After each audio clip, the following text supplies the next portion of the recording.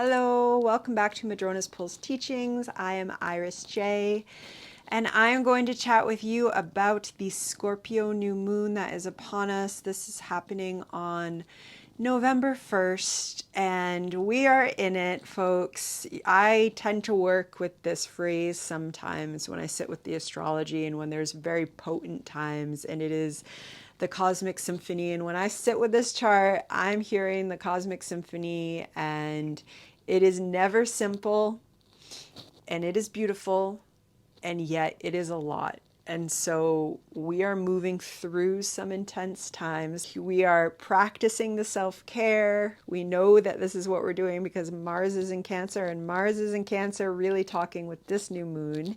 So let us get into it. I have my little sidekick curled up down here, and he is probably going to meow and purr during this, so you might hear Romeo, but he says hello.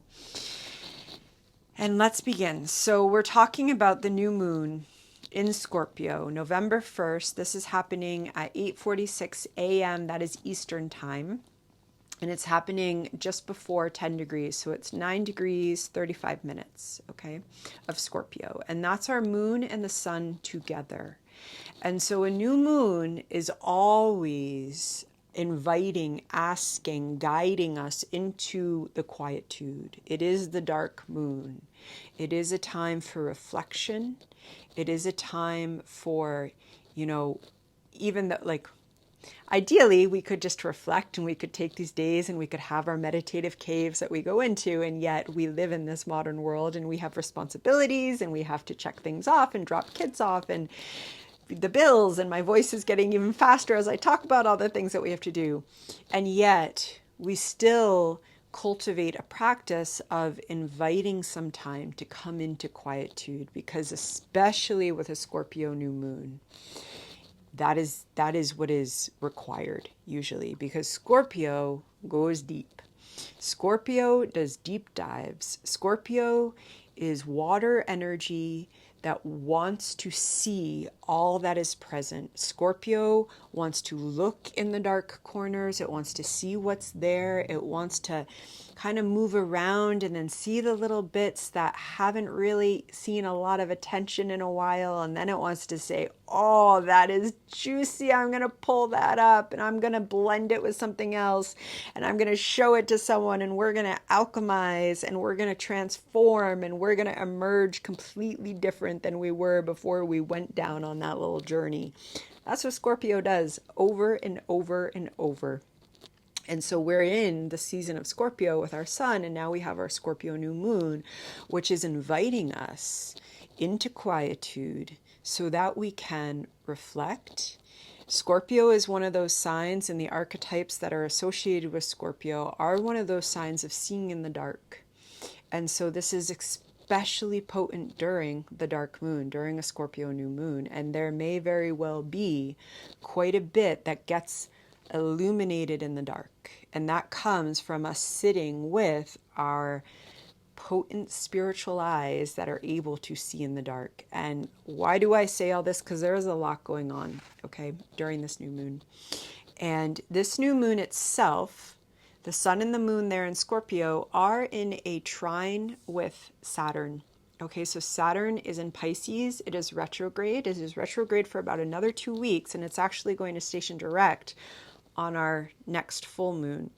So there is, an important message there with this new moon that is trining Saturn. Saturn has been in Pisces, and it's cleaning stuff up.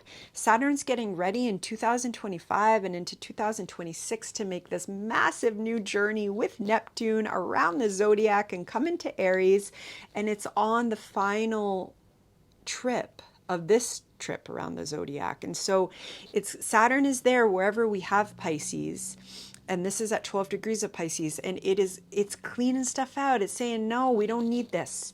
I don't need this. This gets in the way of my actual spirituality, being embodied in my bones and bringing me into alignment between spirit and this life. And Saturn is cleaning that up. And now in this new moon, we have this moment to really allow those structures that we have been reconsidering in our spiritual lives, that have been cleaning up, that have been making space. And in like, I know a lot of clients, when we look at the Pisces things going on, like there is some old stuff that's been getting cleared away, whether it's literally clearing that away by getting rid of stuff in our houses, in our psyches, in our bodies, however it's happening in our relationships. As it's getting cleared away, we're creating that space. And now this new moon comes for us to glimpse with our intuition. This is how we're seeing during this new moon. We are seeing with our intuition. There is a lot of water energy present with this new moon. So it gives us this opportunity to glimpse our own depths and see the gold glimmer there, to see how much you've healed. This astrology is really not about going into those scorpionic depths and or those plutonic depths, and they are always connected, and getting stuck down there. It is not. Pluto is moving into Aquarius. This is the final purge. And this trine, which is supportive, and we also have a grand water trine during this new moon. This is supportive to see with our intuition how far you have come. How far you have come along your journey since you were a child, since you were in your 20s, however old you are now. Every decade you get to look and you get to honor yourself, and you get to just release what you do not need to take forward. It's not about blame. It's not about shame. It is about release, so that we can move forward into these new spiritual waters that are emerging for us. And it may be deep. It may be that we look at some deep stuff that we have journeyed with during this time, but we do not need to get stuck in that. And we do not even need to hold on to it. If it comes up, or if we want to go down and we want to see it in that true Scorpio fashion, we want to bring little bits, then we can honor it with ritual. We can light a candle. We can say a prayer, cast an astro spell. We can work with the archetypes, and we can release, because Scorpio is the phoenix that rises from the ashes. And this is a Scorpio new moon, and it's happening in our own psyche, because the new moon brings us into our psyche. Okay. And we have more water energy. We have a grand water trine going on between Mercury, who is at 28 degrees of Scorpio, between Mars at 29 degrees of Cancer, and between our Neptune, who's retrograde, at 27 degrees of Pisces. So in addition to having our new moon in Scorpio trining Saturn in Pisces, we also have this grand water trine. And this is very significant. This is so significant because it's also part of what Mars leading up to the Scorpio new moon, okay, so really starting around October 25th, speaks with all the outer planets. It sextiles Uranus, it trines Neptune, and then for the new moon, it opposes Pluto. And it is still talking with Neptune, it's still talking with Uranus, but it's at the 29th degree of Cancer. So, but it's still trining Neptune, and Mercury is there taking up the Scorpio place in the grand water trine, helping us to understand what is transforming, helping us to understand how there is this connection between our emotional self that is relearning what actual care looks like. What actual care as a core part of what it means to be human, of where we put our attention and our drive looks like, so that we can come into understanding our own depths, our own internalized processes. Mercury and Scorpio can do that, so that we can, Neptune and Pisces, come into our higher self, our higher soul, intuition, understanding on our spiritual path. And the grand water trine just flows between Cancer, Scorpio, and Neptune. It is a cosmic symphony, and it is supportive amidst a great period of change. It is supportive while all the outer planets are talking to each other. And here this week is Mars making that conversation very personal. And when we're talking about, even though we're talking about trines, and traditionally in astrology, trines are just thought of as extremely supportive, when we're still talking about the outer planets, we're talking about a lot of power. We're talking about, ways of making meaning that are so beyond kind of the day-to-day mentality that we tend to be conditioned to focus our energy into in mainstream society. And yet that big outer planet conversation becomes so personal right now as it talks with Mars, and we can feel it in our own drive, but it's Mars in Cancer. This is a Mars that it has to learn about what care is and what compassion is, and how care and compassion deserve to be a central focus of our energy. They are not something that just happens. They are not gendered in just women's work. They are a core. This is Mars in Cancer. This is a redefinition of the divine masculine and the divine feminine merging together, creating new manifestations and gender identities and expressions in all of us as we come into a major transformation, because that Mars is also opposite Pluto. And so we've got Mars at 29 degrees of Cancer for this new moon, opposite Pluto at 29 degrees of Capricorn. But that's not the whole story. And I find it so darn interesting. There's a little sarcasm in there. That's what all folks are talking about, because there's another player in that relationship. I'm going to put it right here so you can see it. And that's Juno, who is sitting at 29 degrees of Libra. So it's not just a conversation between Mars and Pluto. It's a conversation between Mars, Pluto, and the T-square with Juno at 29 degrees of Libra during this new moon. And Juno has been present for the past several weeks. She talked with everyone as we had all that intense Libra. Remember the intense Libra energy? Remember our eclipse? Remember the shedding of the people-pleasing and learning how to come up into relationships. And Juno is still in Libra, and now she's at the 29th degree, the final degree, as Mars is at 29 degrees of Cancer, and as Pluto is at 29 degrees of Capricorn, about 2 weeks before Pluto moves into Aquarius. So there is absolutely something about our own desire and our own will. When we are talking about Mars and Pluto, we are talking about a conversation of deep soul desire for evolution and transformation. That's Pluto, which oftentimes is not able to be fully conscious, talking to our personally felt desire in our kind of ego-driven psyche. That's Mars. It's as personal as it gets. And Mars yet has an ability to talk and to represent and to be with that plutonic force of soul drive. And they are talking to Juno, the matriarch, the goddess who shows up at the 29th degree of Libra with so much dignity and integrity, and is the ultimate diplomat, but one who is able to hold her own needs and those she is talking with. She is able to be in one-on-one relationship and have the pure Libra grace and beauty in her words, in her composure, and how she holds space for herself and others. And she is talking with Pluto and Mars as well.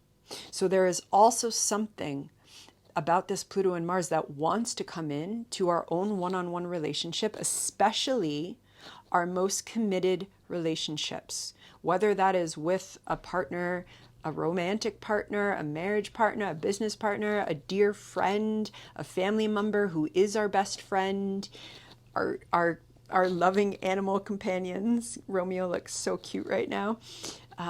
Maybe I'll put a picture of him in there. However those one-on-one relationships are happening, they're part of this. And that's so lovely because it shows how we are always in relationship. We're always social beings. And Libra can also be the most integrity-filled relationship with ourself. But there is this T-square that's going on, and yet it comes as Mars has come out of this cosmic symphony with Uranus awakening, with Neptune spiritualizing in order to transform. And so what's also really interesting, this is a Scorpio new moon. And we have this opposition between the traditional ruler of Scorpio and the new, modern, evolutionary ruler of Scorpio, Pluto and Mars. And these are two planets that in traditional astrology, in all astrology, tend to get read with such unfortunate patriarchal lenses.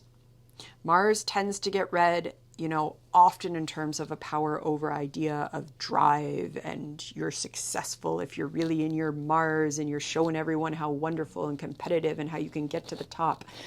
That's pure patriarchal interpretation of life, of identity, of drive. And Pluto traditionally gets read in terms of a patriarchal lens of trauma and how we are forever deficient because of what we've lived through that we had no control over as children, is often how Pluto gets read. Instead of being this incredibly empowering drive to evolve and heal, which is what Pluto is. It doesn't mean that it's easy. It doesn't mean that there's not going to be tension or disagreement or difficult passages and grief. Pluto is squaring Mars. Grief could come up. We have Neptune in Pisces and Saturn in Pisces. Saturn in Pisces is talking to a Scorpio new moon. Part of Scorpio is grief. Of course grief can come up. When we release the patriarchal lens, it doesn't mean that those kind of difficult experiences go, but it absolutely means that we shift how we interpret them and we shift how we interpret ourselves. And so Mars is in Cancer, talking to Pluto as it's about to move into a sign of evolutionary insight, about to release, this is the final purge of power over ideologies that we all have somehow internalized into our own body, psyche, mind, heart, being. And here we have Mars in Cancer saying, oh, it's so important how I take care of myself and those that I'm in loving companionship with. Talking to Pluto, who's ready to release, to not carry any of that crap forward for the soul's journey as it comes with collective humanity to begin something new. Talking to Juno, who inspires us to show up with such grace and integrity with ourselves and with others. We're showing up with grace and integrity means loving ourselves. Means loving ourselves so that we do not silence ourselves, so that we honor our own voice, that voice being in Mercury right now, because Mercury's in Scorpio, that voice being in Scorpio is what I meant to say, trining Mars and Neptune. That grace also coming from soul and the mystical presence of all that is, the divine mystery is here. So there's so much, there's so many layers to this energy. And of course, when there is that much, it's a lot to process. It's a lot to feel through our body. It's a lot of emotion. There is a lot of water here. And we have societies that are not educated in how to mindfully and presently move with emotion in an embodied way. And so, of course, we're probably going to see emotions run high. We're going to see drama unfold. And yet the astrology offers us ways of sitting with ourselves, and it really has to do with compassion. It has to do with love. It has to do with honoring our needs, taking care of ourselves, removing ourselves from situations that harm and people that harm, and doing our best to be present. And this is, this is all the work of self-inquiry with astrology. And it's what is here. And so I know that there is also a lot going on.